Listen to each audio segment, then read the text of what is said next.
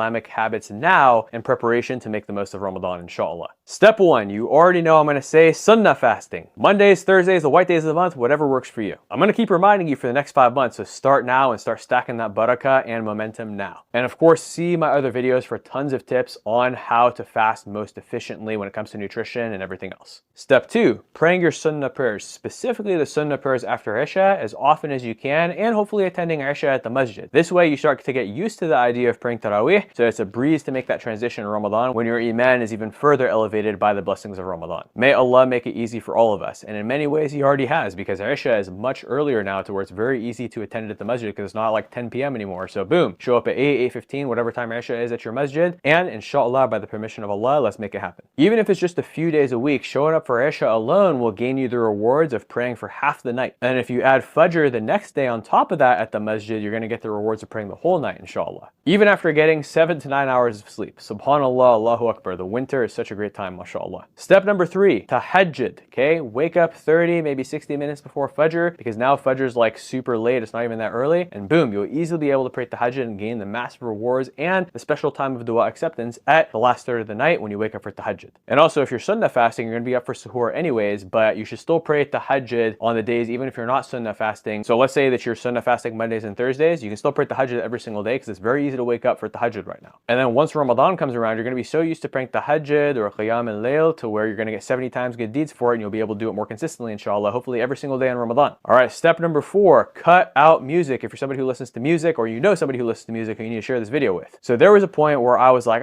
music isn't haram, it's a positive thing. What if it's positive music, blah, blah, blah. But no. Until I became open to the evidence and I saw the evidence, I realized that music is indeed haram, and a lot of music actually has satanic influence, which we absolutely do not want in our hearts, our minds, our souls, and around us. So listen to Quran, podcasts, lectures, audiobooks instead, and make that workout time more productive. Make that driving time more productive, that walking time, or whenever you might be listening to music. For those who are listening to music, you're gonna make it that much more productive, because now you're doing things that are infinitely more productive than just wasting time listening to music by listening to Quran, audiobooks, podcasts, lectures, etc., where you're actually learning stuff and benefiting yourself. Now, it might take a little bit of getting used to, but you're going to find that it's actually very easy to lift heavy, run, do all these other things where you feel like you need to get pumped up without music. Like, imagine being able to go for a run or do like a 1 hour, 2 hour workout and listen to an audiobook. Imagine how many more audiobooks you'll make it throughout the year, or Quran, or lectures, or whatever else you want to listen to, courses. So many better things you can do with your time, and you will get used to it and still be able to perform amazingly in your workouts or whatever else it may be once you get used to it, inshallah. And if you need something to pump you up, then you could potentially listen to nasheed, because at least it's not haram music.